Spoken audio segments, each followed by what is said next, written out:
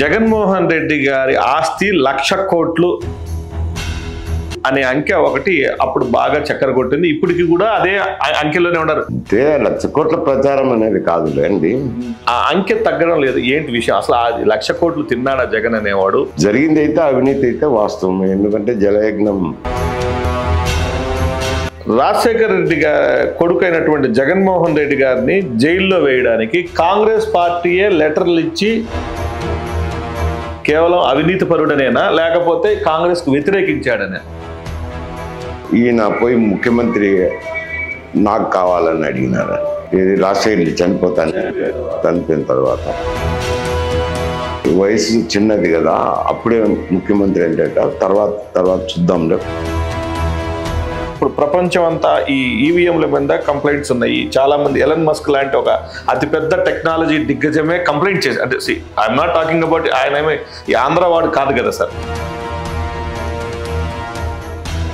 ఇద్దరు ఖర్చు పెట్టినారు. కూటమి మన అభ్యర్థులు పెట్టినారు, వైఎస్ఆర్సీపీ అభ్యర్థులు పెట్టినారు. ఈవీఎం ఏం జరగలేదంటారా? జగన్మోహన్ రెడ్డికి వ్యతిరేకమైన తీర్పే.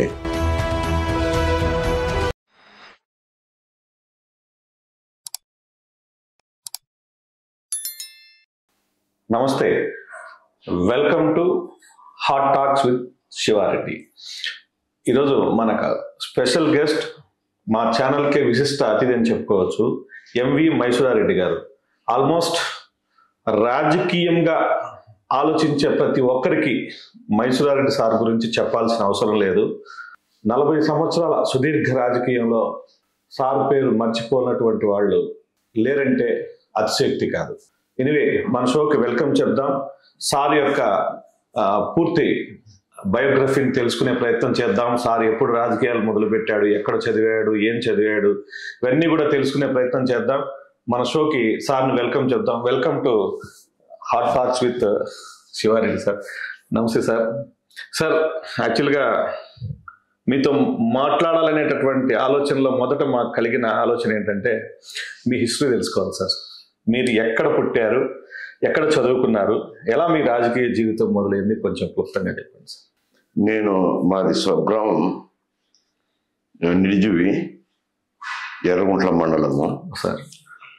నేను చదువుకునేది 5వ తరగతి వరకు మా నిడిజివి గ్రామంలోనే చదువుకున్నాను సార్. సమితి పాఠశాలలో ఉండే అసలు 5 తర్వాత ఎర్రగుంటలో జిల్లా పరిషత్ హై స్కూల్లో చదివాను సార్. 6 నుంచి ఎస్ఎల్సి వరకు ఎర్రగుంటలోనే. అక్కడ ఎస్ఎల్సి తర్వాత పియూసి తిరుపతి ఎస్వి ఆర్ట్స్ కాలేజ్లో చదివాను. Okay, great. నేను ఎస్వి ఆర్ట్స్ కాలేజ్లో నాకు మెరిట్లో మార్కులు వచ్చినాయి. బయాలజికల్ సైన్స్ గ్రూప్లో 83% వచ్చినాయి. Great sir. మెడిసిన్లో కర్నూలు మెడికల్ కాలేజీ సెలెక్ట్ అయినాను. గవర్నమెంట్ మెడికల్ కాలేజీ, నేనేం డొనేషన్ గినేసి. Okay sir. తర్వాత ఎంబీబీఎస్ అయిపోయిన తర్వాత హౌస్ సర్జన్స్ అయిపోతానే వెంటనే సార్ ఎర్రగుంట్లో నేను ప్రాక్టీస్ చేయడం మొదలు పెట్టాను. Okay sir. మా గ్రామం దగ్గరే అది మండల కేంద్రము సార్. అప్పుడు ఫిర్కా కేంద్రంగా ఉండే మండలాన్ని, అప్పుడు ఫిర్కా కేంద్రంగా ఉండే.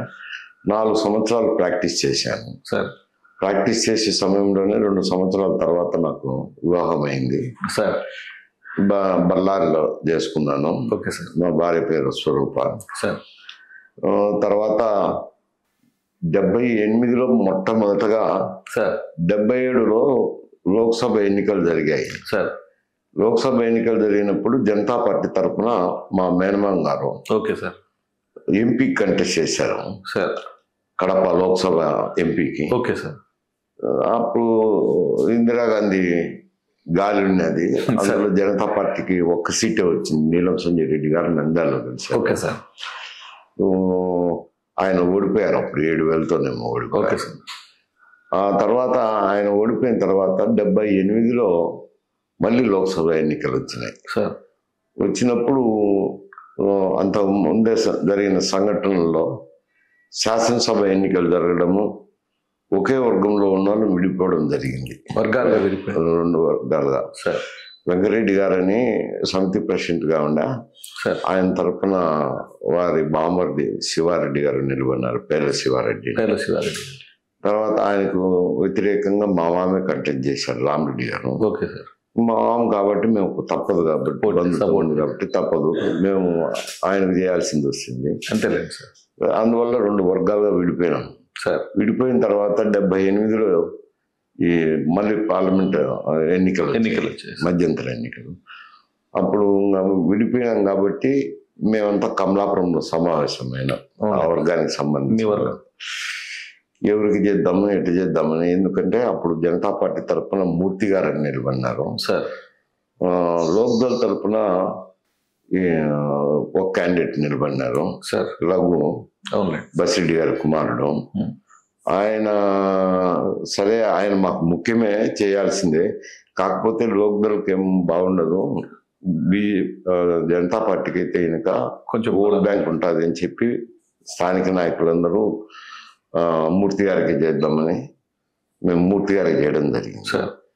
మూర్తి గారు ఒక 20,000-30,000 ఓట్లతో ఓడిపోవడం జనతా పార్టీ కదా, కాంగ్రెస్ ప్రభంజనం ఇస్తుంది కదా, అప్పుడు ఫుల్ స్వింగ్ లో ఉంది కదా. అంత స్వింగ్ లో కూడా 30,000 మెజార్టీ తేడాతో పోయారు. సరే, అటు తర్వాత 81లో సమితి ప్రెసిడెంట్ ఎన్నికలు వచ్చాయి సార్. ఫస్ట్ టైం అంజయ్య గారు ఇంట్రడ్యూస్ చేశారు. అంతకుముందు పరోక్ష ఎన్నిక ఉండేది, సర్పంచులు సమితి ప్రెసిడెంట్ ఎన్నుకుంటారు. డైరెక్ట్ ఎన్నిక.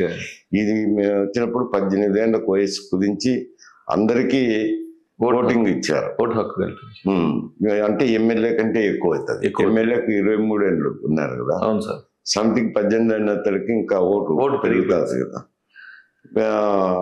నేను ఆ ఎన్నికలో శివారెడ్డి గారి బామర్ది వెంకటరెడ్డి గారు, చిత్తిన వెంకటరెడ్డి గారి బామర్ది శివారెడ్డి ఆయనకి ఎమ్మెల్యేకి అప్పుడు విడిపోవడము, మేము విడిపోవడం జరిగింది. వెంకటరెడ్డి గారు నిలబడ్డారు. నేను అప్పుడు డాక్టర్గా వృత్తి చేస్తున్నా, కంటెస్ట్ చేయడం జరిగింది. కంటెస్ట్ చేస్తే నేను 10,000 ఓట్లతో సమితి ప్రెసిడెంట్ అయ్యాను. 10,000 ఓట్లతో సమితి ప్రెసిడెంట్ అయ్యి 4 సంవత్సరాలు ఉన్నాను. మళ్ళా 85లో శాసనసభకు నిలబడ్డము కాంగ్రెస్ పార్టీ తరఫున. ఇందిరా కాంగ్రెస్ సార్ అప్పుడు? కాంగ్రెస్ పార్టీ ఒకటి. Okay sir. ఎందుకనంటే మళ్ళా తర్వాత రాజకీయాల్లో మేమంతా మూర్తి గారికి చేసినామని చెప్తాం కదా. అప్పుడు రాజశేఖర రెడ్డి వాళ్ళ తండ్రి రాజారెడ్డి గారు ఉండ్రి, వాళ్ళు కూడా పులివెందుల్లో మూర్తికే చేయడం జరిగింది. ఒక గ్రూప్ మాదిరి జిల్లా మొత్తం కడప పార్లమెంట్ సెగ్మెంట్ అయినారు. అదే ప్యానెల్ జిల్లాకు కూడా ప్రాకింది మొత్తం. ప్రాకినప్పుడు ఆ ప్యానెల్లో నేను ఎవరు లేరు, నువ్వే నిలబడాలని ఒత్తిడి పై నుంచి. అవునులేండి.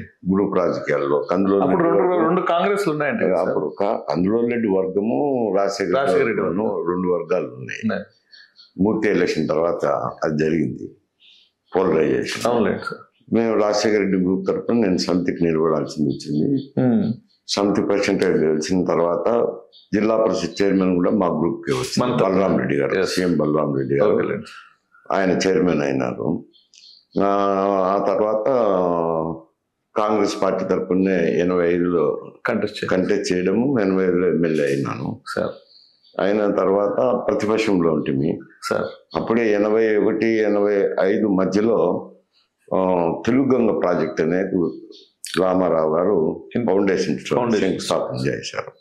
ఎంజి రామచంద్రను ఇద్దరు కలిసి చేసినప్పుడు అది డైరెక్ట్గా కాలువ తీసి కందలేరు సోమశిలకు కనెక్షన్ ఇచ్చారు. అవునులేండి సార్. అక్కడ సోమశిల్లో దాదాపు 100 టీఎంసీలు, కందలేరులో 70 టీఎంసీలు ట్యాంకులు కడితే కడపకు కానీ కర్నూలుకు కానీ సేద్యపు నీటి రంగానికి నీటి సౌకర్యం ఏమి పేర్కొనలేదు.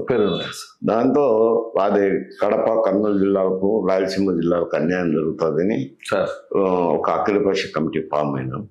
అదే తర్వాత జాయింట్ యాక్షన్ కమిటీ అయ్యి రాయలసీమ అంతా మేము జాయింట్ యాక్షన్ కమిటీ తరఫున సంయుక్త కార్యాచరణ కమిటీని చేశారు. దాని తరఫున రాయలసీమ ఉద్యమం చేశాం. అది ఆ ఉద్యమం ఫలితంగానే ఇప్పుడు వచ్చిన గాలేరు నగిలి కానీ, ఆంధ్రీ నీవా కానీ, తెలుగు గంగలో సేద్యపింటికి రావడం కానీ, సార్ ఈ project Rayalaseema thermal power house అయితేనే, ఇవన్నీ కూడా రోడ్లు వైడనింగ్ అయితేనేమి, ఇవన్నీ జరిగినాయి. ఆ ఉద్యమ కారణంగానే రాయలసీమలో కొంత అభివృద్ధి అనేది కళ్ళకు చూడగలిగారు. అది 89 వరకు జరిగింది. మళ్ళీ తర్వాత మేము అధికారంలోకి వచ్చినాము. అధికారంలోకి వచ్చినాక మేమే చేయాల్సింది వస్తుంది. అది ఫౌండేషన్ వేసినారు కానీ అప్పుడే అడ్మినిస్ట్రేటివ్ శాంక్షన్లు ఇవ్వడం జరిగింది. గాలి కానీ ఆంధ్రనివాకు వీటన్నిటికి కూడా. సరే, ఆ అభివృద్ధి కార్యక్రమాలు 89లో మళ్ళీ అధికారం మార్పిడి చేసి తెలుగుదేశం నుంచి కాంగ్రెస్ వచ్చింది. ఫస్ట్ చెన్నారెడ్డి గారు అయ్యారు. మరి చెన్నారెడ్డి గారు ఆయన కొన్ని కారణాల వల్ల నన్ను తీసుకోలేకపోయినాడు మంత్రివర్గం. మిమ్మల్ని తీసుకోలేకపోయాను సార్, ఎందుకంటే రెడ్ల కోట ఎక్కువైందని చెప్పి దానివల్ల అకామిడేట్ చేయలేకపోయారు, మీకు చేయలేకపోయారు. సరే, మళ్ళీ తర్వాత జనార్దన్ రెడ్డి గారు ముఖ్యమంత్రి, జనార్దన్ రెడ్డి సార్, ఆయన నన్ను మినిస్టర్ గా తీసుకొని హోంశాఖ అప్పచెప్పారు. మీకు హోంశాఖ ఇచ్చింది సార్. అప్పుడు చాలా క్లిష్ట పరిస్థితుల్లో ఉన్నది. రెండు శాంతి భద్రతలు పూర్తిగా వైఫల్యం చెందినాయి. అంటే రాష్ట్రం మొత్తంగానే సార్, లేదా రాయలసీమ ప్రాంతంలోనే సార్? ఈ రాష్ట్రం మొత్తంగా, అంటే తెలంగాణలో ముఖ్యంగా ఎక్కువగా, కోస్తాంధ్రలో, నార్త్ కోస్తాంధ్ర, ఇట్లా స్పారాడిక్ గా ఇక్కడ కూడా రాయలసీమలో కానీ మిగతా దక్షిణ కోస్తాంధ్రలో ఇవి జరుగుతున్నాయి. అందువల్ల ఆయన నువ్వే ఉండులే అని చెప్పారు. మిమ్మల్ని పెట్టి నేను కూడా అప్పుడు అంత అనుకోలేదు దాని గురించి. ఇచ్చినారు, కొత్తగా మంత్రి అయినాము, ఏదో హోంమంత్రి అయినారు. మళ్ళా తర్వాత వచ్చినాక మా నియోజకవర్గం నుంచి కూడా కొత్తగా మంత్రి అయినాను కాబట్టి వచ్చినారు ప్రమాణ స్వీకారానికి. వచ్చింది ఈసారి ఆయన అడిగి ఏదో ఒకటి ఈ పోర్ట్ఫోలియో మార్పించుకోండి, చిన్నదైనా పర్వాలేదు. నేను అనుకుని ఏదో ఒకటి ఇచ్చినారు, మనం ఏదైతే ఏముంది లేదు అని అంత లోతుగా ఆలోచించి, మంచి పోర్ట్ఫోలియోనే కదా సార్, ఎందుకు లోతుగా అక్కడ ఎక్స్ట్రీమిజం ఉన్నది కదా, అంతేలేండి సార్. దానివల్ల సమస్యలు ఉత్పన్నమవుతాయి అని వాళ్ళు ఆ మాదిరి సజెస్ట్ చేశారు. తర్వాత మా మేనమామ గారు కూడా వచ్చినారు ఫస్ట్ టైం కాబట్టి. అందరూ ఏంది మీ వాళ్ళంతా ఏదో చెప్తాను, చెవులు ఉరుకుతున్నారే, ఏదో ఈ మా హోంమంత్రి ఇచ్చినారు, అది మార్చమని అడుగుతున్నారు అంటే ఏం చెప్పినాను, ఏదో ఇచ్చినారు అయిపోయింది, దానికి మళ్ళీ మార్చమని అడిగితే ఏం బాగుంటుంది అని చెప్పినాను. అంటే ఇచ్చిన పని నెరవేర్చినప్పుడే కదా పేరు వచ్చేది, బాధ్యత ఇచ్చినాక బాధ్యతల నుంచి తప్పుకుంటే ఎందుకు అని చెప్పన్నారు. సరే, ఏదో హోంమంత్రిగా మంచి పేరు సంపాదించుకున్నాను. తర్వాత భాస్కర్ రెడ్డి వచ్చినప్పుడు హోంమంత్రిగా ఉన్నాను. మళ్ళీ ట్రాన్స్పోర్ట్ మినిస్టర్గా తీసుకున్నాను. అది అయిపోయినాక 94లో ఓడిపోయినాను. మళ్ళీ 99లో ఉన్నాను. 99 నుంచి 2004 వరకు ఉన్నారు సార్. ప్రతిపక్షంలోనే ఉంటుంది. 2004లో కొంత రాజశేఖర రెడ్డితో వివాదాలు రావడము, నేను శివరామకృష్ణ గారు, ఈవెన్ డిఎల్ రవీంద్రారెడ్డి కూడా ముగ్గురు బయటకు తెలుగుదేశం పోదామని అనుకొని పోయినాం. కడప పోయి చర్చించుకున్నాక నియోజకవర్గ నాయకులతో మాట్లాడి వచ్చినాము. హైదరాబాద్కి వచ్చి డేట్ ఫిక్స్ చేసుకుందామని వచ్చినాము. కానీ ఆయన తన కారణాల వల్ల రవీంద్రారెడ్డి గారు వెళ్ళిపోవడం జరిగింది. మేమిద్దరం కూడా తెలుగుదేశంలోనే చేరినాము. ఆయన చేరినప్పుడు అదే శాసనసభకు కదా నేను, అప్పుడు వీరశివారెడ్డి ఉండే సిట్టింగ్ ఎమ్మెల్యే. సిట్టింగ్ ఎమ్మెల్యేని ఎట్లా వద్దంటాము, వద్దంటేమో నువ్వు పార్లమెంట్కి వెళ్ళండు అని అన్నాడు. అంటే కొద్ది ఇబ్బందికర సీట్ సార్, అది పార్లమెంట్లో గెలవాలంటే కష్టం అని చెప్పాను. కడప పార్లమెంట్ సీట్ పరిస్థితులు అట్టున్నాయి, రాజకీయ పరిస్థితులు. ఏదన్నా పొరపాటు జరిగితే నేను చూసుకుంటానులే అని అన్నారు. మళ్ళీ అది ఓడిపోయాను అనుకోండి. ఓడిపోయిన తర్వాత రాజ్యసభ ఇచ్చారు. రాజ్యసభ అయిపోయినాక ఉంటుంది. నేను ఏదైనా పనులు ఉంటే పిలుస్తానని చెప్పాను చంద్రబాబు నాయుడు గారికి. చెప్పినప్పుడు సర్లే నేను ఉన్నారు. మామూలుగా రోజు పోతాండే వాళ్ళు ఏదైనా పిలిస్తే పోతాంటాం లేండి, అంతే. ప్రతిపక్షంలో పదవులు లేనప్పుడు అంతే. అది ఏదైనా ఇంపార్టెంట్ టాపిక్ ఉన్నప్పుడు పిలిస్తే పోతాను. అటువంటి సమయంలో ఒక మిత్రుడు వచ్చి రాయలసీమ ఉద్యమంలో నాకు సహాయంగా ఉన్న ఆయన కుమారుడు ఎల్లారెడ్డి అని, ఆయన రోజు వైఎస్ఆర్సీపీలో చేరమంటే నేను చేరను, వద్దులేవయ్యా, ఇప్పటికే కాంగ్రెస్ నుంచి తెలుగుదేశం పోయినాను, మళ్ళా పార్టీలు మారడం అంటే ఎందుకంటే పార్టీలు మార్చినాను అని నాకు చెడ్డ పేరు వస్తుంది, నేను వద్దని చెప్పినాక నువ్వు పర్సూ చేస్తానే ఉన్నారు, కానీ నేను వినలేదు. ఒకరోజు ఏం చేసినారు, ఆయన ఏదో గుంటూరు నుంచి వస్తున్నాడు జగన్మోహన్ రెడ్డి, బ్రేక్ఫాస్ట్ కన్నా కలవమన్నాడు, ఏదో మాట్లాడేదానికంట అన్నాడు. మాట్లాడతాను మాట్లాడేది అంతేగాని బ్రేక్ఫాస్ట్ లో ఏముంది మాట్లాడతాను, నేను పార్టీలు అయితే చేరనంటే పార్టీలు ఏం చేయలేదు బాబు, మాట్లాడదురా బ్రేక్ఫాస్ట్ రమ్మన్నారు. బ్రేక్ఫాస్ట్ దొరికిపోయినారు. ఆయన ఏదో కొద్దిసేపు మాట్లాడినాక బయటకు వచ్చి తిరిగితే వాళ్ళ కార్యకర్తలు కండువాలు కప్పడం, ఇంకా ప్రెస్ అంతా చేరిపోయినా ఒక రకమైన వింత పరిస్థితుల్లో నేను అంటే వైఎస్ఆర్సీపీ పోవాల్సింది వచ్చింది. 3 సంవత్సరాలనే మళ్ళా నేను వద్దని సాధించుకున్నాను. అప్పటి నుంచి ఇంకా రాజకీయాల్లోకి పోలేదు, ఎటు పోకుండా ఇప్పుడు న్యూట్రల్ గా ఉన్నారు మీరు సార్. అయితే మీరు మాటల మధ్యలో రాయలసీమ ఉద్యమం గురించి మాట్లాడారు కాబట్టి, యాక్చువల్గా రాయలసీమ వాళ్ళు ఇప్పుడున్న జనరేషన్కి రాయలసీమ ఉద్యమం గురించి ఏమీ తెలియదు. అసలు ఎందుకు మొదలైంది, యాక్చువల్గా ప్రత్యేక రాయలసీమ ఉద్యమమా లేకపోతే ఏ రకమైన ఉద్యమాన్ని ప్రారంభించారు, ఎక్కడికి వెళ్ళింది సార్ అది? అంటే అప్పుడు మేము అనుకున్నది ప్రత్యేక రాయలసీమ అనేది కాదు, ఇంటిగ్రేటెడ్ స్టేట్లోనే ఉమ్మడి రాష్ట్రంలోనే అభివృద్ధి అనేది నినాదంతో వచ్చినాం. ఓకే. ఎందుకంటే మొదలు పెట్టడం ఎట్లా మొదలైందంటే, రమణారెడ్డి గారు అప్పుడు తెలుగు గంగ ప్రాజెక్టు ఫౌండేషన్ వేసినప్పుడు రమణారెడ్డి గారు విమోచన సమితి అని ఒకటి, రాయలసీమ విమోచన సమితి అని ఆయన ఒక ఆర్గనైజేషన్ స్టార్ట్ చేయడం జరిగింది. స్టార్ట్ చేసినప్పుడు మాకు సంబంధం లేదు, హైదరాబాద్లో స్టార్ట్ చేసుకున్నాం. కడపలో ఉన్న నాయకులు అందరూ కలిసి మనం కూడా ఏదో ఒక అఖిలపక్షం పెట్టుకొని కడప జిల్లా వరకు పరిమితం అవుదాము అని చెప్పారు. చెప్పింది కదా ఎల్లారెడ్డి, వాళ్ళ తండ్రి మాసిమ రాజగోపాల్ రెడ్డి గారు. తర్వాత మేము సిపిఐతో కూడా మాట్లాడితే సిపిఐలు కూడా మేము కూడా కలుస్తాంలే అని అన్నారు.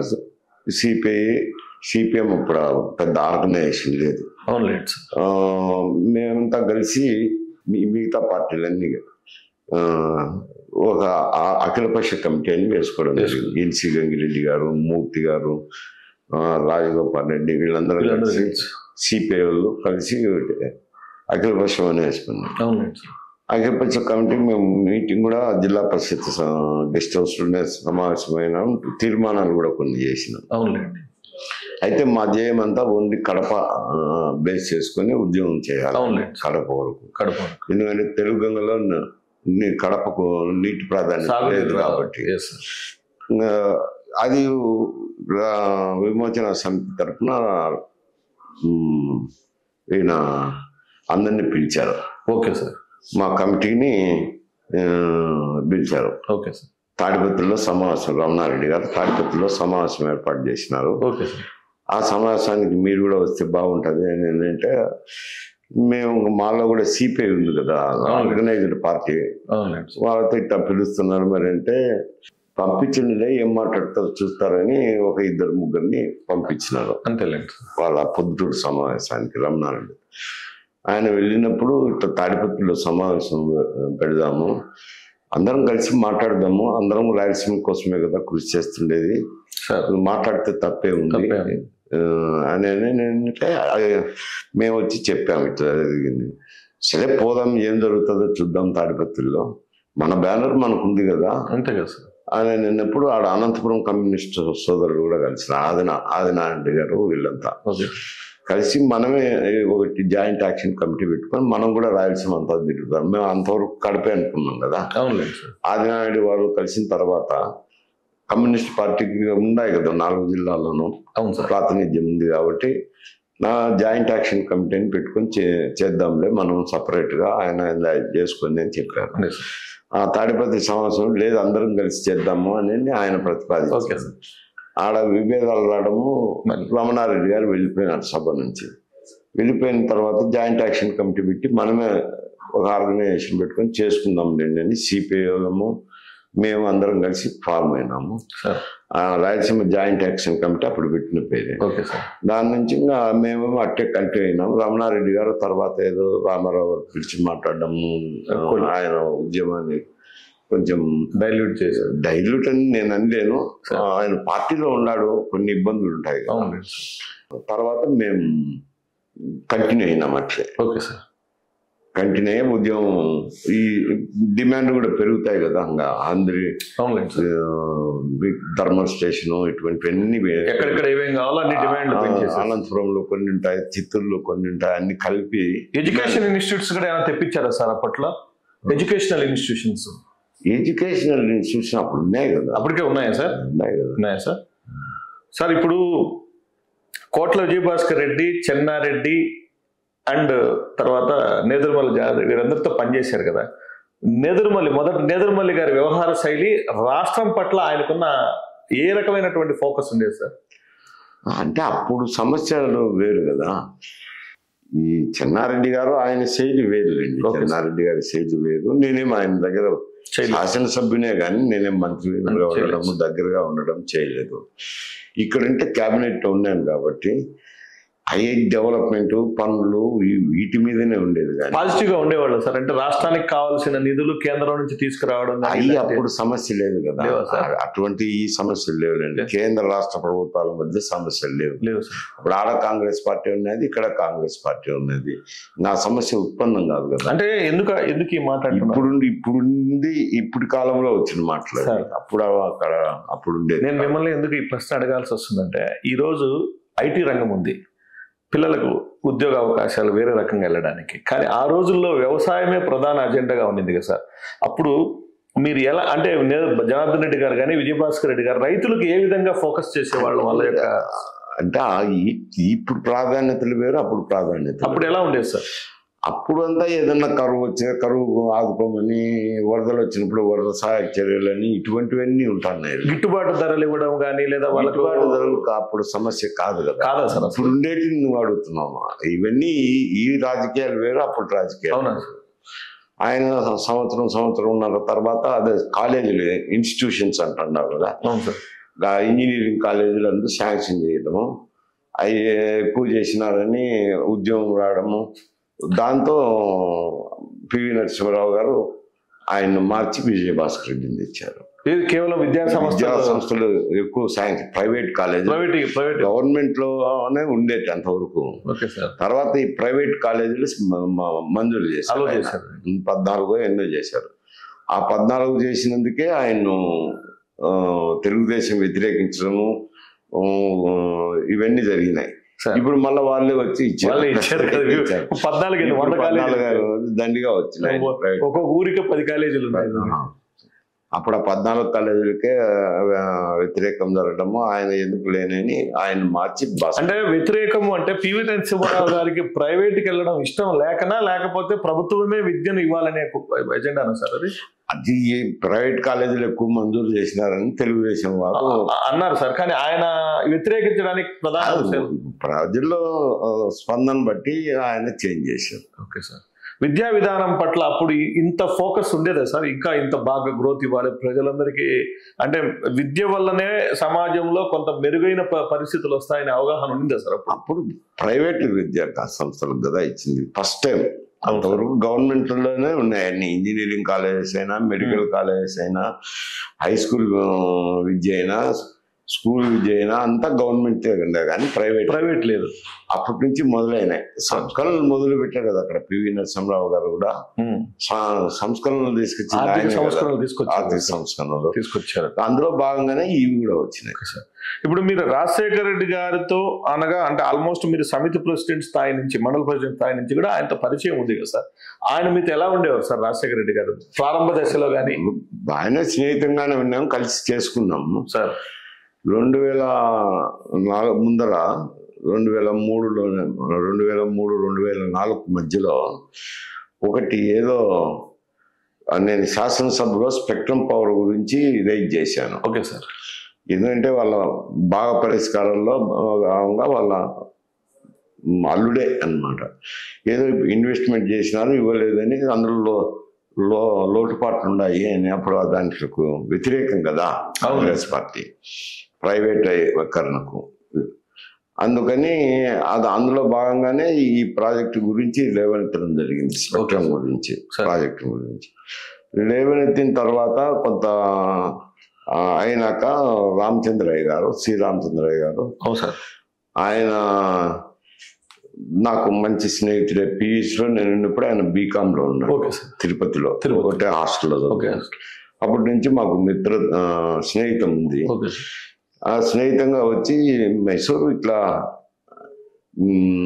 శ్రీనివాస్ మామగారు వచ్చినారు, ఏదన్నా మధ్యస్థం మాట్లాడి మీరు పరిష్కారం చేయండి అంటున్నారు, మరి నీకు ఇష్టమే అని అన్నాడు. నాదేముంది, నేనేదో శాసనసభలో ఇచ్చినారు, సమస్యను లేవనెత్తినారు, అతన్ని వాళ్ళ అల్లుడు వస్తాంటారులే కనుక్కుంటాను అని అన్నారు. సార్ వాళ్ళ అల్లుడు వచ్చినప్పుడు ప్రస్తావించాను, ఏమైనా ఇదేదో రామచంద్ర గారికి చెప్పినారు మరి అని అంటే, నాకేం అభ్యంతరం లేదు, సమస్య న్యాయంగా పరిష్కారం అయితే అని అన్నారు.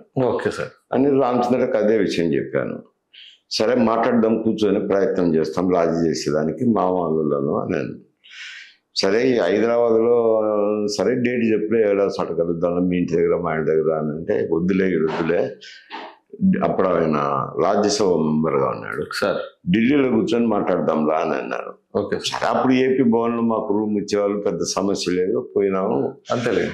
ఏదో అది కూర్చొని మాట్లాడినాము. మళ్ళా వాయిదా పడింది, కొంత ప్రిలిమినరీగా డిస్కషన్ జరిగింది, మళ్ళా ఏదో వాయిదా పడింది. నేను AP భవన్లో ఉన్నాను. నా గుర్తు TV9 రవిప్రకాష్ ఆయన చూస్తుండే. అవును సార్. ఆయన ఫోన్ చేసినారు, నువ్వేమన్నా PCC ప్రెసిడెంట్ మార్చాలా పోయినావా అని.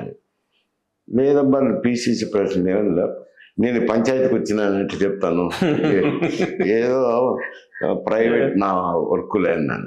ప్రైవేట్ వర్క్ ఏముంది, అది నీకెట్టు చెప్పేది, నేను ప్రైవేట్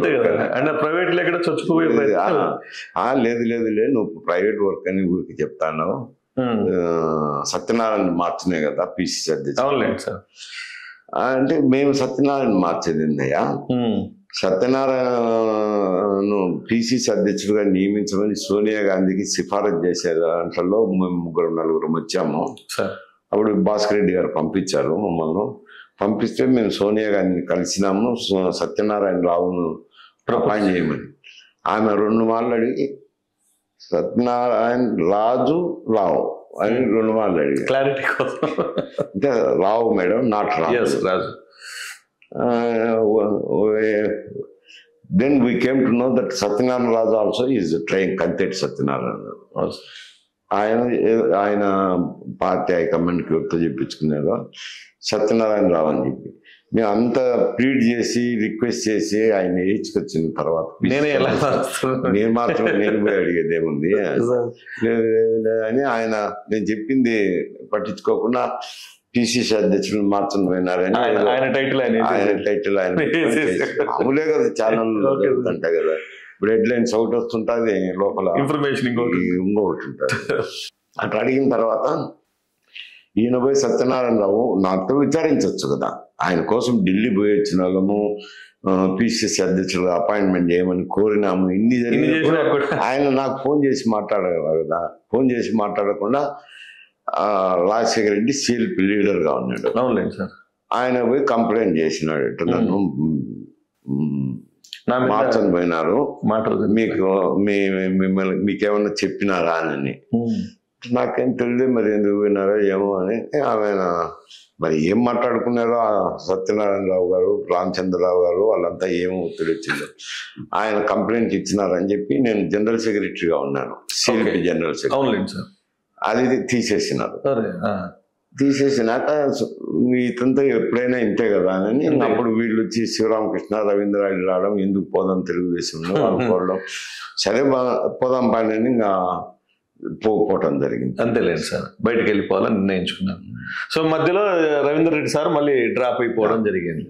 అయితే సార్ ఇప్పుడు మీతో నాకు తెలిసి రాజశేఖర రెడ్డి గారితో ఆల్మోస్ట్ ఒక 30 years ఆఫ్ ఫ్రెండ్షిప్ ఉండే ఉంటుంది కదా సార్. 30 years అట్లా 78 నుంచే కదా, 78 నుంచి 2004 వరకు కదా సార్. ఆల్మోస్ట్ 2004 వరకు ఉన్నాము.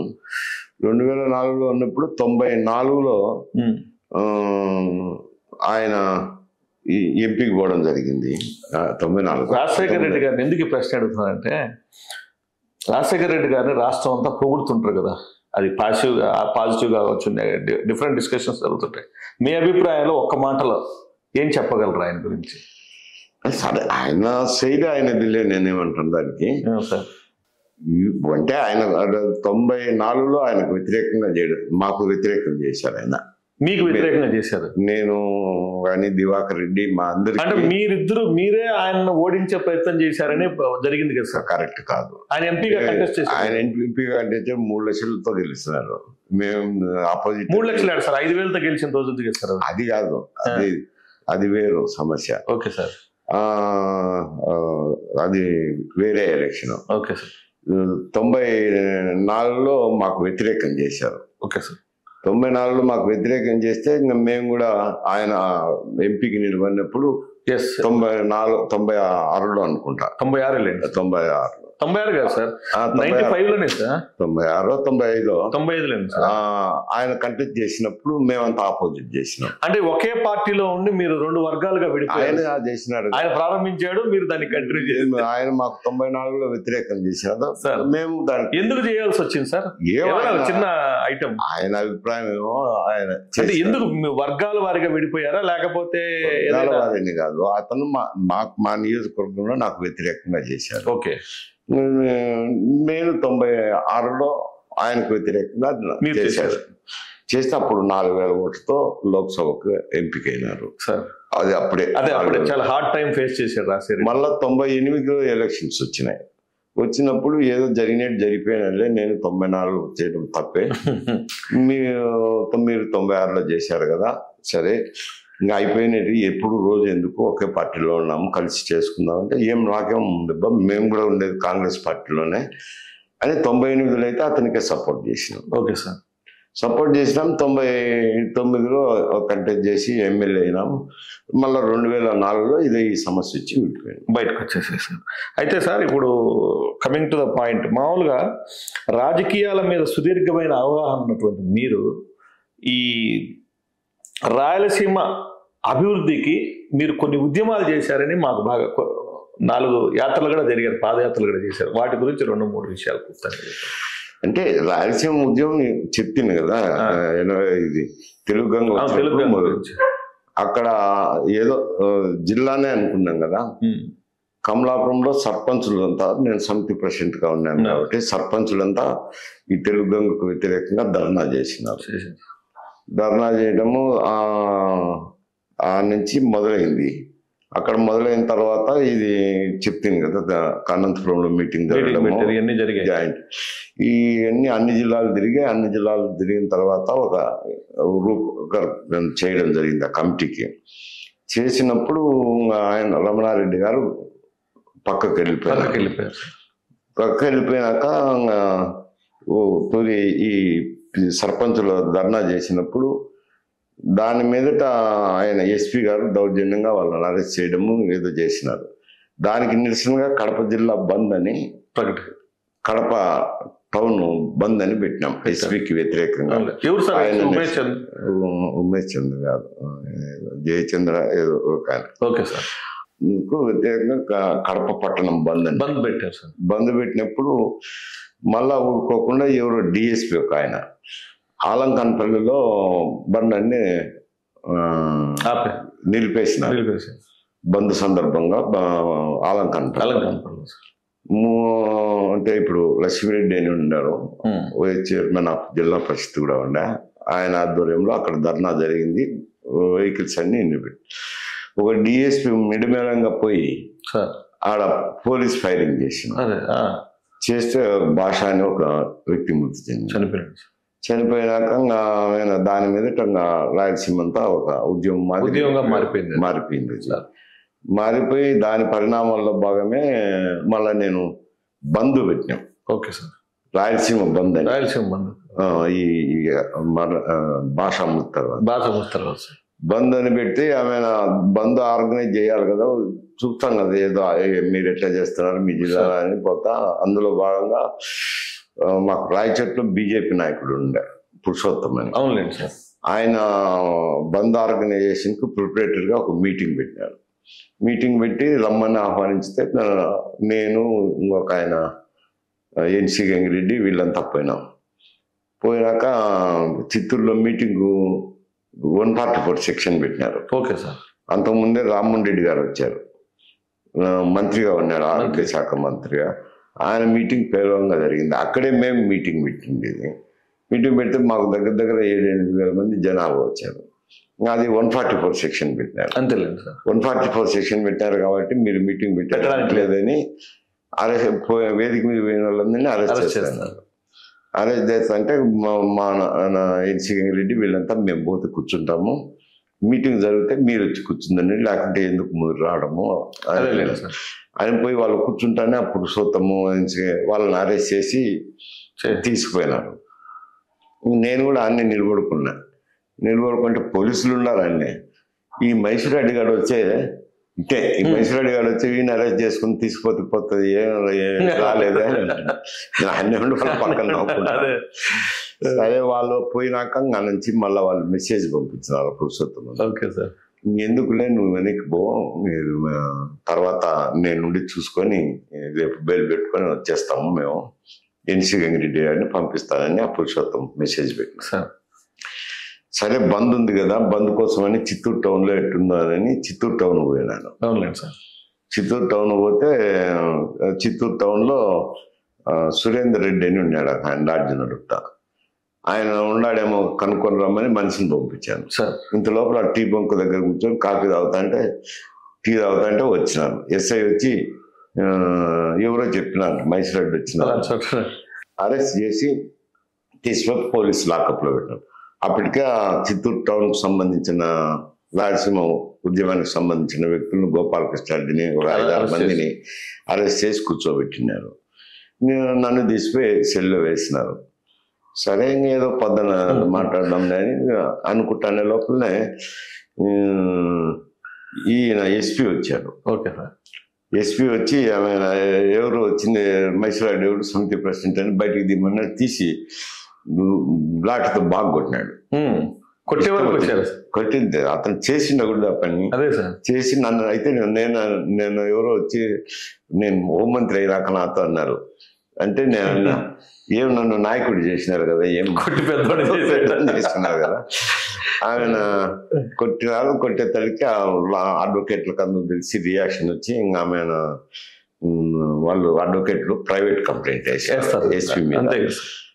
మెజిస్ట్రేట్కు నువ్వు దెబ్బలు చూపించలే హాజరు పెట్టినప్పుడు అని అంటే ఇంకా వీళ్ళకు అది కమోషన్ వచ్చే తల్లికి ఇంకా హాజరు పెట్టినారు. హాజరు పెట్టినప్పుడు నేను మెజిస్ట్రేట్కి చూపించినాను. అతని మీద ప్రైవేట్ కంప్లైంట్ బుక్ అయింది. మాకు బెయిల్ ఇచ్చినారు, వదిలి ఇచ్చినాం. ఆ నుంచి ఉద్యమం ఆయన ఊపిరి పోసినాడు. అంతే కదా సార్. ఇంకా అటు తర్వాత కొన్ని రోజులకు ఏదో ఒక కార్యక్రమం చేయాలని ఈ పోతిరెడ్డిపాడు హెడ్ రెగ్యులేటర్ కెపాసిటీ దాని సమస్య వచ్చింది. ఈయన పెంచాలని 30,000 పెంచాలని శ్రీరామరెడ్డి గారు, వెంకటస్వామి గారు వీళ్ళు మాకు సలహా ఇచ్చేవాళ్ళు. సరే, వెంకటస్వామి గారు ఎలక్ట్రిసిటీ, శ్రీరామరెడ్డి గారు ఇరిగేషన్ మీద. Okay sir. ఒకరోజు హైదరాబాద్లో ఉంటే ఎమ్మెల్యే క్వార్టర్స్కి వచ్చి ఏదన్నా చేస్తే బాగుంటుంది దీని మీద సార్ అంటే మేము కడపలో తిరుపతిలో మీటింగ్ పెట్టాం. దానికి రాజశేఖర్ రెడ్డి కూడా వచ్చారు. అందరూ రాయలసీమ జాయింట్ యాక్షన్ కమిటీ తిరుపతిలో మీటింగ్ పెట్టి డిసైడ్ చేసినాం పాదయాత్ర. ఎక్కడి నుంచి ఎక్కడి వరకు సార్? అప్పుడు రమణారెడ్డి కూడా నేను కూడా పాల్గొన్నాను, మీతో జాయిన్ అవుతాను. రమణారెడ్డి ఒకరు, రాజశేఖర రెడ్డి ఒకరు, నేను ఒకరిని, ముగ్గురు నాయకులు అయితే ఒక చోట ఇమ్మడాలంటే ఒక దాంట్లో వాళ్ళే వెంకటస్వామి గారు, శ్రీరామరెడ్డి గారు వీళ్ళంతా కలిసి 3 చేద్దాంలేనండి. Okay sir. ఒకరు రాయదుర్గము, ఒకరు పెనుగొండ నుంచి, ఒకరు తిరుపతి వాళ్ళంతా రాయదుర్గం, పెనుగొండ కావాలని తీసుకుంటారు. రమణారెడ్డి, రాజశేఖర రెడ్డి గారు. సడన్గా మిగిలింది తిరుపతి. నాకు మా మధ్యలో చంద్రశేఖర్ రెడ్డి అని, భూమన్ అని వాళ్ళు కలిసి కదిరి నుంచి ఒకటి చిన్న పాదయాత్ర. మేము అందరము స్టార్ట్ ఎట్లా చేయాలంటే 22 రోజులేమో పడుతుంది, 400 కిలోమీటర్లు. అవును సార్. అని చెప్పి 22వ తేదీకి పోతిరెడ్డిపాడు దగ్గర ధర్నా, తర్వాత 20కేమో నంద్యాల చేరేటట్టు ప్రోగ్రామింగ్ చేసుకొని మీరు ఈ స్టార్ట్ అయ్యే డేట్లు ఎవరి కొద్ది వాళ్ళు చేసుకోమన్నారు. ఎవరి కొద్ది వాళ్ళు తీసుకొని 20 కిలోమీటర్లు రోజు క్యాలిక్యులేట్ చేసుకుని ఎవరి డేట్ ప్రకారం వాళ్ళు స్టార్ట్ అయ్యి నంద్యాలకు అందరం 20వ తేదీ చేరినాం. మళ్ళీ ఆ నుంచి పోతిరెడ్డిపాడుకు అందరం కలిసిపోయినాం. మళ్ళీ ఆడ కూడా మూడు గ్రూపులు అయ్యి 3 గ్రూపులు పోతిరెడ్డిపాడు జాయిన్ అయ్యి ధర్నా చేశాం. అదే హైలైట్. అప్పుడు మంచి పెద్ద పేరు వచ్చింది కదా పాదయాత్రతో రాయలసీమ ఉద్యమం బలపడింది. మళ్ళా తర్వాత ఒక తూరి ఇట్నే అసెంబ్లీలో ఏదో డిస్కషన్ జరుగుతా, ఆ డిస్కషన్ లో మమ్మల్ని మా రాయలసీమకు సంబంధించిన ఎమ్మెల్యేలందరినీ సస్పెండ్ చేసినారు. సస్పెండ్ చేసినాక మార్షల్స్ వచ్చి బయట తీసుకొచ్చి వదిలినారు లాబీలో. అంతే కదా సార్. లాబీలో వదిలినాక మాకేమో వచ్చిందంటే ఎందుకు మమ్మల్ని సస్పెండ్ చేసినారని అప్పటికప్పుడు అందరం అనుకొని శాసనసభ అయినంత వరకు నిరాహార దీక్ష చేస్తాం. ఆయన అంటే నిరాహార దీక్ష అని ఆయనే కూర్చున్నారు. వాళ్ళకి ఇబ్బంది అని అప్పుడు వాళ్ళేమో తెలుగుదేశం ఉన్నారు మాట్లాడుకొని మమ్మల్ని అందరినీ తీసిపోయి అసెంబ్లీ హాస్టల్లో వదిలేసినారు. వదిలేస్తే పి జనార్దన్ రెడ్డి వీళ్ళంతా సహకరించి టెంట్ వేయడము, మేము ఎమ్మెల్యే క్వార్టర్స్ కంటిన్యూ చేసాం. పార్లమెంట్ రాజ్యసభ శాసనసభ అయిపోయినంత వరకు కూర్చుందాము అని అనుకో. ఇది నిరవధికమా ఏదో ఒకటి డిక్లేర్ చేయాలి కదా, ఒక రోజా నిరవధికమా అనేది డిక్లేర్ చేయాలన్నప్పుడు డిస్కస్ చేసినప్పుడు మీరు మనం మాట్లాడినందుకు కదా ప్రొటెస్ట్ గా వచ్చింది. అందుకని శాసనసభ అయినంత వరకు కూడా మనం నిరాహార దీక్ష, అందుకని ఆ శాసనసభ అయిపోయినంత వరకు నిరాహార దీక్షలోనే ఉన్నాం. అంటే 13 రోజులు జరిగింది. 13 రోజులు అక్కడే ఉన్నారు. మేము 13 మంది శాసనసభ్యులు, 13 కోరికలు, 13 రోజులు. దానికి ఆ పేరు వచ్చింది. ఖచ్చితంగా వదిలేను. అది పాదయాత్ర అయిపోయింది. ఇంకా చిన్నది మళ్ళా ఒక తుది ఈ సెక్రటరియట్ ధర్నా చేస్తే పోతుంది కదా, ఈ మన కార్యక్రమాలు అమలు చేసేది. పర్మిషన్ ఇస్తారా సార్ అట్లా చేయడానికి? అంటే అప్పుడు పర్మిషన్ అప్లై చేయడం పోతాడు. మేము ఈ నుంచి ధర్నా పెట్టుకున్నాం సెక్రటరియట్ దగ్గర. ధర్నా అనంతపురం నుంచి, చిత్తూరు నుంచి, కర్నూలు నుంచి, కడప నుంచి అన్ని చోట్ల నుంచి వచ్చినారు. సుమారుగా దాదాపు 3,000 4,000 జమ అయినారు. జమ అయినారు. మేము 4,000 అయ్యేసరికి పోలీస్ బందోబస్తు కూడా చేసినారు. సరే ధర్నా కూర్చుందాం పని అని బయలుదేరిపోయినాం. బయలుదేరి సెక్రటరియట్ దగ్గర ధర్నా కూర్చున్నాం. ధర్నా కూర్చుంటే సెక్రటరియట్ రోడ్డు బ్లాక్ అయిపోతుంది కదా. ఇప్పుడు అంటే ఫ్లైఓవర్ ఉంది, అప్పుడు ఫ్లైఓవర్ లేదు. ట్యాంక్ బండ్ ఆయన రామారావు గారు మాకు తెలియదు ఆయన ఎందుకు పోయినారో. ఆయన సికింద్రాబాద్ సైడ్ ఏదో ప్రోగ్రామ్ ఉంటే పోయినారు. మేము ఈ రోడ్డు ధర్నా బ్లాక్ అయిపోయినాం. ఆయన ఇంకొక రూట్ తీసుకుని వెళ్ళిపోయిండేది. వెళ్ళిపోకుండా మరి ఆయన ఏమనుకున్నారో, పోలీసులు ఏం చెప్పినారో, ఆయనకు చెప్పినారో లేదో, ఆయన ధర్నా కాడికి వచ్చి ఆగిపోయినాడు. మేము ఉద్యమం కదా, వెనుక పక్కన కేకలేస్తారు, ముందర కూర్చోండి. ఏంటంటే రామారావు గారు వచ్చినారు, బంద్ చేసినారు అని మనాల్లో అని చెప్పి. సరే ఇంత లోపల ఆమె రేణుకా చౌదరి వాళ్ళని రెచ్చగొట్టడము, చెప్పులు అవి జరిగి ఆయన మళ్ళీ వేరే దారిలో అది ఫేమస్. అనుకోకుండా ఒకరి మీద ఒకరికి సెక్రటరియట్ ధర్నా మేజర్ కార్యక్రమాలు ఇవన్నీ చేసినాం. వాటి ఫలితమే ఈ దినం వచ్చిన ఇన్ని కూడా లేదు సార్. అయితే సార్ మీకు ఆల్మోస్ట్ ఇంత అనుభవం, ఇంత అంటే ఆంధ్రప్రదేశ్ లో మీకు అన్ని తెలుసు. అంటే మేము పుట్టేప్పుడుగా మీరు మినిస్టర్ అయిపోయినారు. సో ఇప్పుడు ఈ రోజు అయితే మీరు చంద్రబాబు నాయుడుతోనూ లేరు, కాంగ్రెస్ పార్టీతో, మీరు ఆల్మోస్ట్ న్యూట్రల్ అనే చెప్పాలి. రాబో కాలంలో రాజకీయాల్లోకి వెళ్ళే ఆలోచనలు ఏమైనా ఉన్నాయా? మళ్ళీ ఏదైనా కంటెస్ట్ చేయాలని కానీ ఫ్యూచర్ లో సార్? ఇప్పుడు నాకైతే ఆ ఆలోచన లేదు. ఇప్పుడు లేదు కదా సార్. ఎందుకంటే నాకు ఈ ఫిబ్రవరికి 76 సంవత్సరాలు. 76 సంవత్సరాలు వయసు అనేది నాకు సమస్య కాదు. ఎందుకంటే ఇప్పుడు యాక్టివ్ గానే ఉన్నాను. కాకపోతే ఫైనాన్షియల్ ఎందుకంటే ఇప్పుడు ధన ప్రభావం ఎక్కువైపోయింది. మళ్ళీ మీరు నియోజకవర్గంలో ఇప్పుడు శాసనసభ్యుడిగా నిలబడాలని అంటే తెలుగుదేశం కూటమికైనా సరే ఇటు వైఎస్ఆర్సీపీకైనా ఎవరు నిలబడినా కానీ దాదాపు 30-40 కోట్లు పెట్టుకునే పరిస్థితి. నేను ఆ పాయింట్ గురించి అడుగుతున్నాను సార్. 30-44 కోట్ల రూపాయలు పెట్టాల్సింది వస్తుంది. మొన్న జరిగిన ఎలక్షన్లో అయితే దాదాపు 75% నియోజకవర్గాల్లో 2,000 రూపాయలు ఓటర్కు పంచినారు. అంతా ఊర్లో పంచారంటారా సార్? నిజమేనా? ఊర్లో ఎంతమంది ఓటర్లు ఉంటారో అంతమందికి కూడా ఓటుకు 2,000 రూపాయలు చెప్తుంది. ఇంట్లో 4 ఉంటే కుటుంబంలో 4 కలిపి 8,000. అవతల పార్టీ వాళ్ళు కూడా కూటమి ప్రభుత్వంలో కూడా వాళ్ళు కూడా 2,000 రూపాయలతోనే పంచినారు. అంటే ఇద్దరు అభ్యర్థులు 2,000 పంచినారు. అంటే ఒక్కరికి దాదాపు 50-60 కోట్లు ఉంటాయి. ఇంత ఖర్చు పెట్టి ఇప్పుడు శాసనసభ ఈ వయసులో పోవాల్సినంత అవసరం లేదు కాబట్టి ఎందుకు తీయని రాజకీయాలు విరమించుకుంటూ పోతారని విరమించుకున్నాం. కాదు సార్, నేను అడిగేది మీరు విరమించుకున్నారు, ఖర్చులు ఇన్ని చూస్తే ఇంత స్ట్రాంగ్ రాజ్యాంగం ఉండి ఎలక్షన్ కమిషన్ ఇంత విస్తృతంగా పంచిన డబ్బును ఎందుకు పసిగట్టలేకపోతుంది? దానికి వివిధ కారణాలు ఉన్నాయి. అంత బందోబస్తు ఉండాలా, పోలీస్ యంత్రాంగం ఉండాలా, డబ్బులు తీసుకోవాలి, పబ్లిక్ గా తీసుకోరు కదా, ఎక్కడెక్కడి నుంచో ట్రాన్స్ఫర్ అయ్యి తీసుకొచ్చుకొని పెట్టుకుంటారు. గ్రామాలకు పంపించారు. అంతిమంగా డబ్బు ఉన్నోడే నాయకుడు.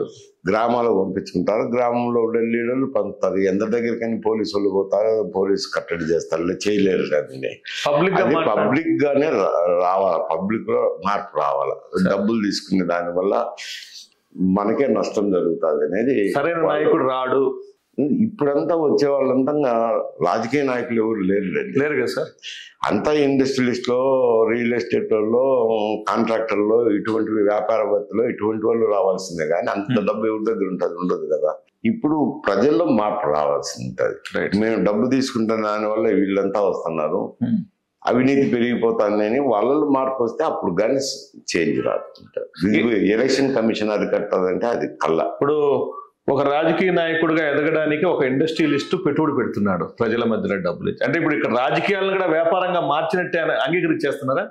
నేను అంగీకరించడం కాదు, జరిగింది చెప్తున్నాను. అది పీపుల్. నేను ప్రజలను తప్పులు పట్టలేను కదా. తప్పు పట్టమని చెప్పడం కాదు కదా సార్. వీళ్ళ డబ్బులు పంచుతున్నది అయితే నిజమే కదా.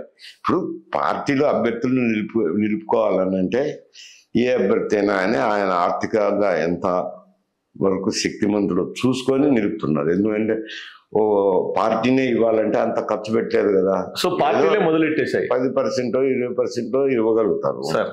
మిగతాది అభ్యర్థి పెట్టుకోవాల్సిందే ఉంటుంది. అంటే అటువంటి ఆర్థిక స్తోమత ఉన్న అభ్యర్థులనే ఎన్నికల్లో నిలుపుతున్నారు. ఆర్థిక స్తోమత అనేసరికి ఇటువంటి వ్యక్తులే వస్తారు. అంతే కదా సార్. అంటే వ్యక్తిత్వము, వ్యక్తిగత విలువలు ఏమీ లేవు, కేవలము డబ్బుతో కూడినటువంటి రాజకీయమే నడుస్తుంది ఈరోజు. ముందే జరుగుతుండేది అది సార్. ఇంకొక ప్రధానమైన అంశము, మీరు ఇప్పుడు తెలుగుదేశం లేరు కాబట్టి అడుగుతున్నాను సార్. జగన్మోహన్ రెడ్డి గారి ఆస్తి 1,00,000 కోట్లు అనే అంకె ఒకటి అప్పుడు బాగా చక్కర కొట్టింది. ఇప్పటికి కూడా అదే అంకెలోనే ఉన్నారు. ఆ తర్వాత చాలా మంది మీరే ఒకసారి ఎప్పుడో 1,00,000 కాదులే 10,000, 5,000 ఏదో చర్చ జరిగింది అని అన్నారు. కానీ ఆ అంకె తగ్గడం లేదు. ఏంటి విషయం? అసలు ఆ 1,00,000 కోట్లు తిన్నాడా జగన్ అనేవాడు? మీ అభిప్రాయం ఏంటి సార్ ఈ 1,00,000 కోట్ల ప్రచారంలో? అంటే 1,00,000 కోట్ల ప్రచారం అనేది కాదులేండి. జరిగింది అయితే అవినీతి అయితే వాస్తవమే. ఎందుకంటే జలయజ్ఞం ప్రాజెక్టులు ఉన్నాయి కదా, 5% కమిషన్. అది 7-8 అదైతేనే ఇతర అయితేనేం రియల్ ఎస్టేట్ బిజినెస్ ఉంది కదా, ఇవన్నీ కలుపుకుంటే అప్పుడు 8,000-9,000 కోట్లు అయితే చేరింది. ఇప్పుడు ఆస్తులు అవి కొన్నారు. ఇప్పటి కథ కదా సార్. ఆ రోజు మీరు అంచనా వేసింది 1,00,000 కోట్లేనా? ఎందుకంటే ఆ రోజు మీ దగ్గర నుంచే 1,00,000 కోట్ల సరే వేసినారు. అది నువ్వు అట్లా అడిగితే అట్లా ప్రశ్నిస్తే రాజకీయంగా మాట్లాడేది మాట్లాడుతుంటుంది అంతేనంటారు. అయితే వాస్తవంగా అయితే 7,000-8,000 కోట్లు లెక్కలు తేలినాయి. కరెక్ట్. జేడీ లక్ష్మీ ఆయన కూడా ఒక ఇంటర్వ్యూలో మీ అన్న పదం వాడారు. అన్ని లక్షల కోట్లు నాకు రాజకీయం తెలియదు కానీ కొన్ని 100 కోట్లు 1000 కోట్ల వరకు అయితే మా లెక్కల్లో తెలిసింది, గవర్నమెంట్ లెక్కల ప్రకారం అని అన్నారు సార్.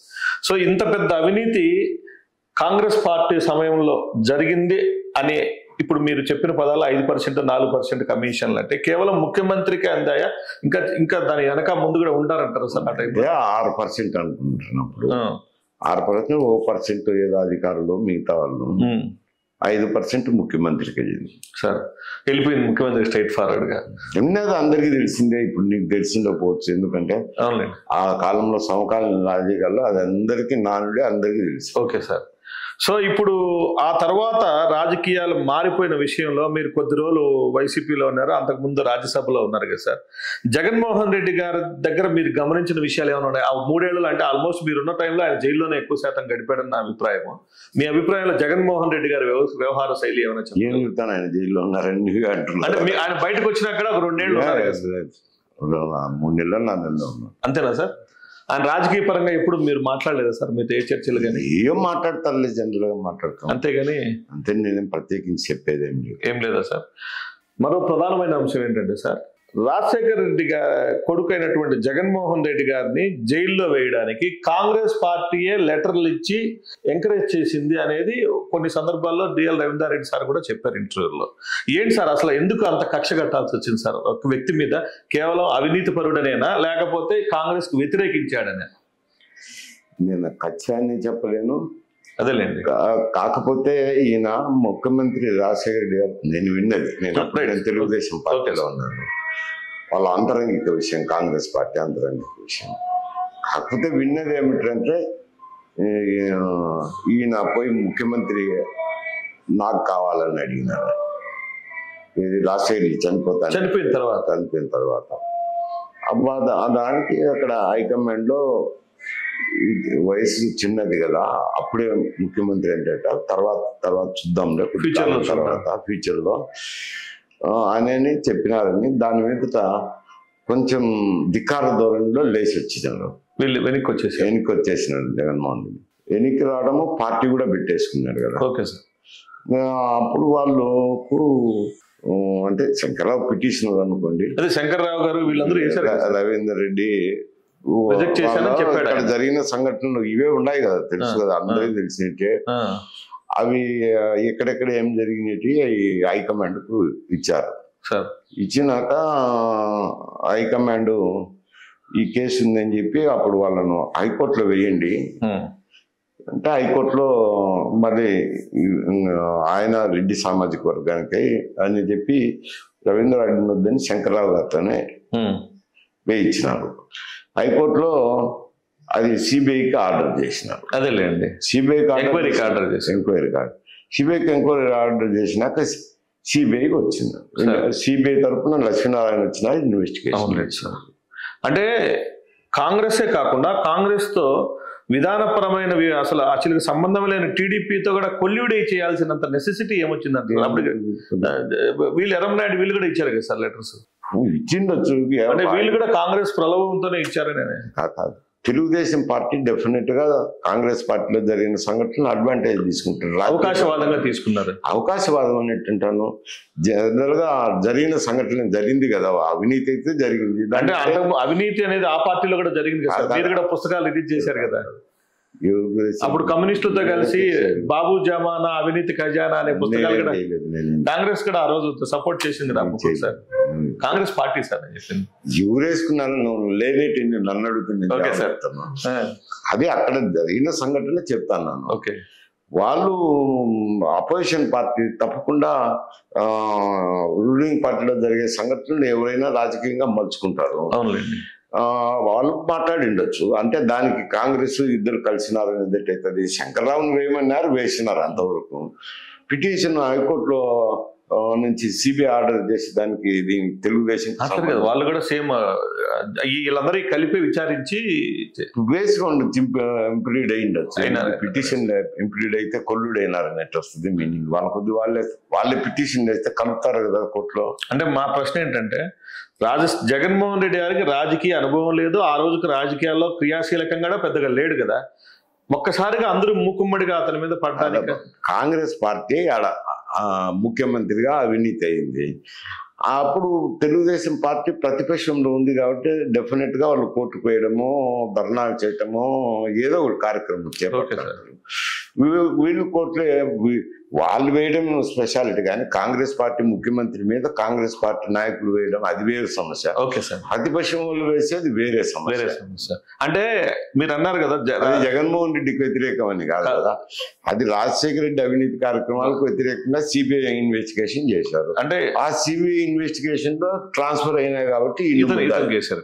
సో రాజశేఖర రెడ్డి గారి ఢిల్లీ పర్యటనలో ప్రతిసారి బ్యాగులు మోసారు, వేల కోట్లని అపవాదు కూడా ఉంది కదా సార్. ఈ కమిషన్లలో కొంత భాగం అక్కడికి కూడా వెళ్ళిందని నాకు తెలియదు.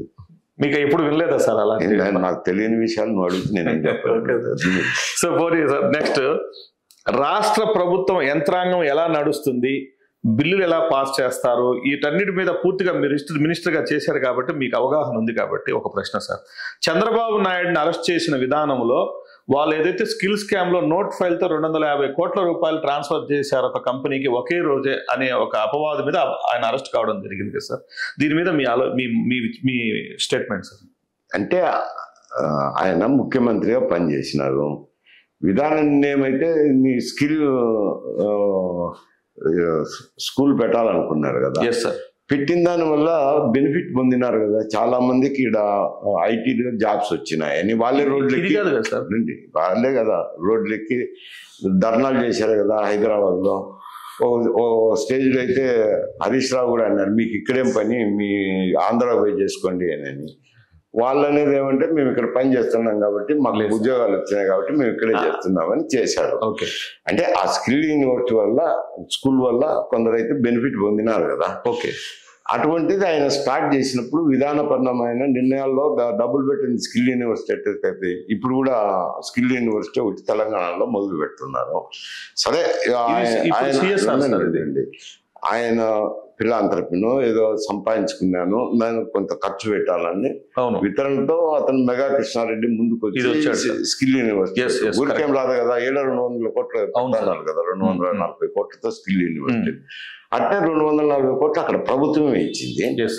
అయితే ఇచ్చిన విధానంలో ఏంటంటే మామూలుగా గవర్నమెంట్ ఎప్పుడు కూడా మనం పూర్తి ఖర్చు పెడితే గానీ ఇవ్వని పరిస్థితి, బిల్లులు ఇవ్వని వాళ్ళు అక్కడ అసలు ప్రారంభించిన రోజే పూర్తి డబ్బులు ట్రాన్స్ఫర్ చేసి అది 4-5 షెల్ కంపెనీలుగా ట్రాన్స్ఫర్ అయినట్టు ఈడీ వారి నివేదికలో ఉంది సార్. అది ఇంకేది ఉంటాయి కదా, నువ్వు ఇన్కమ్ ట్యాక్స్ ఇవన్నీ రకరకాలు ఉంటాయి కంపెనీలో.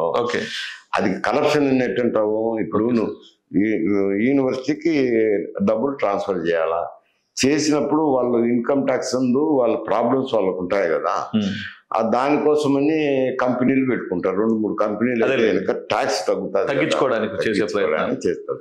అది నువ్వు దాన్ని మోసానికి అనుకోవచ్చు. కేంద్రమే ఇచ్చింది సార్ ఫస్ట్ కేసు. అది ఇది రాష్ట్ర ప్రభుత్వం వాళ్ళకి ఇన్కమ్ ట్యాక్స్ తగ్గుతుంది అంటే కేంద్రమే ఇస్తుంది, అవి మా సహజమే. అది గడిచిన ఎలక్షన్స్ లో 6 నెలలు అయింది సార్.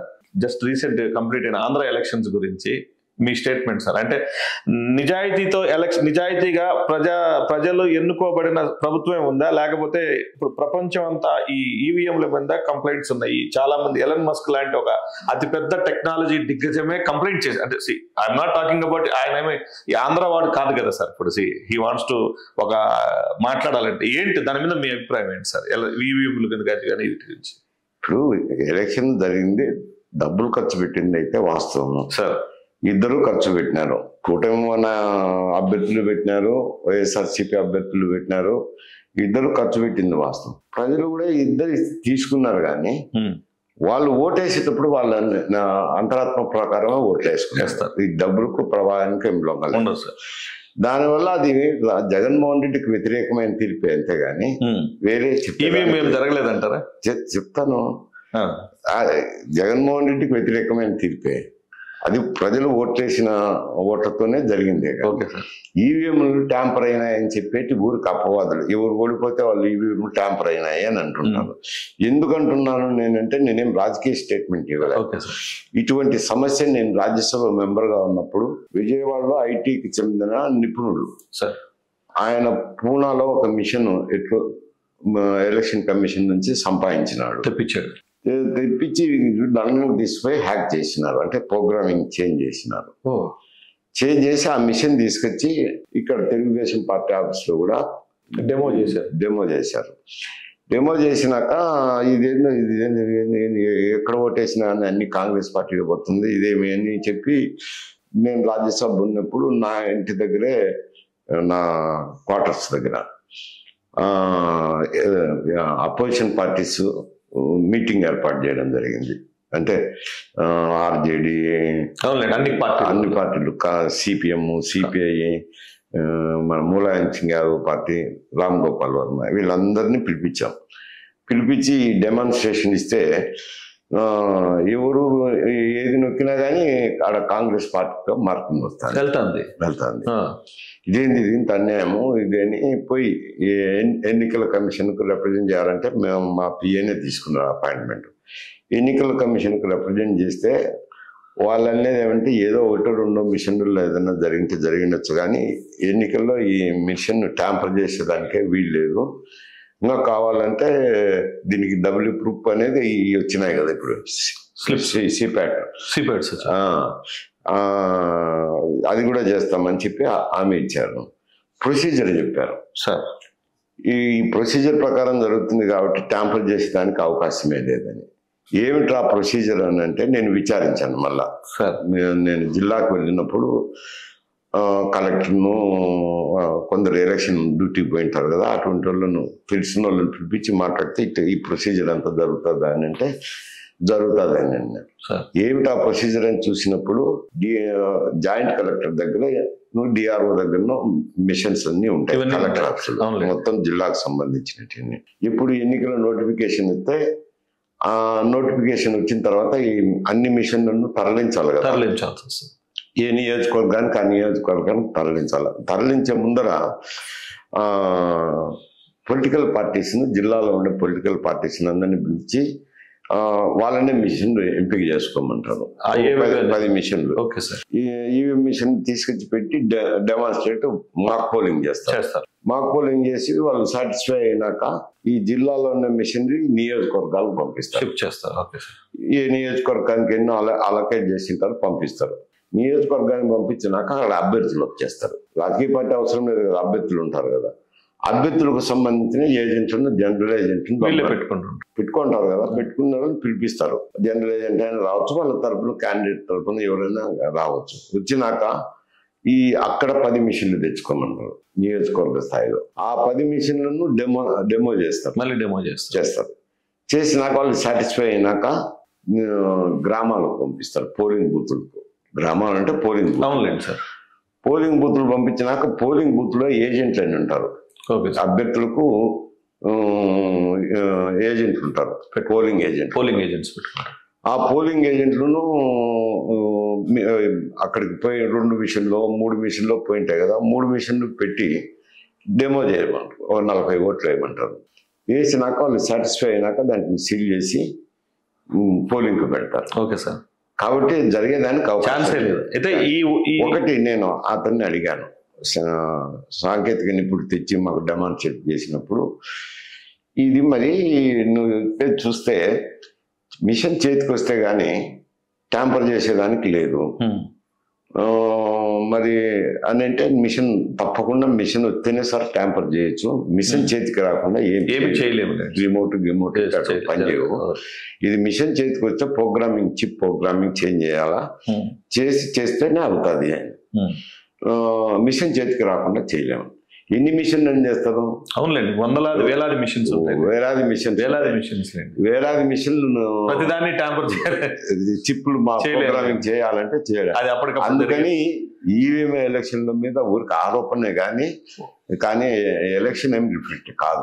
ఓడిపోయిన వారు చేసే ఆరోపణలే కానీ ప్రజల తీర్పు అయితే నిజమైన తీర్పుగానే రిజల్ట్ వచ్చిందని చెప్తుంది. ఎక్కడైనా అంతే కదా సార్. ఇప్పుడు హర్యానాలో జరిగినాయి ఈవీఎంల మీద ఆరోపణ చేస్తారు. అంతేలేండి, జగన్ రెడ్డి గెలిచినప్పుడేమో ఈయన అన్నాడు ఈవీఎం ట్యాంపర్ అని, ఇప్పుడు ఈయన అన్నప్పుడు వాళ్ళు అంటున్నారు. అంతేగాని ఈ ట్యాంపర్ అయ్యేదానికి అవకాశం లేదంట అన్లెస్ అంటిల్ మిషన్ చేతికి. ఎన్ని మిషన్లు అని చేస్తారు చెప్పండి. అంతే కదా సార్. సో చాలా హ్యాపీగా జరిగింది సార్ మీతో మంచి మాటలు. Sir thank you very much sir. Almost రాష్ట్ర రాజకీయాలు అంటే 1978 నుంచి 24 వరకు సూచాయిగా అన్ని విషయాలు చర్చించినందుకు, మీరు ఓపిక్గా మాకు చెప్పినందుకు many more thank you sir. మళ్ళీ ఒకసారి మంచి రోజు మీతో కలుద్దాం సార్. ప్రాంతీయంగా ఏదైనా కొన్ని కొత్త సమస్యలు వచ్చినప్పుడు కానీ, సొసైటీలో ఏదైనా జరిగినప్పుడు కానీ మీ దగ్గర నుంచి కొన్ని తెలుసుకునే ప్రయత్నం చేస్తాం sir. Thank you very much. Thank you sir. Thank you.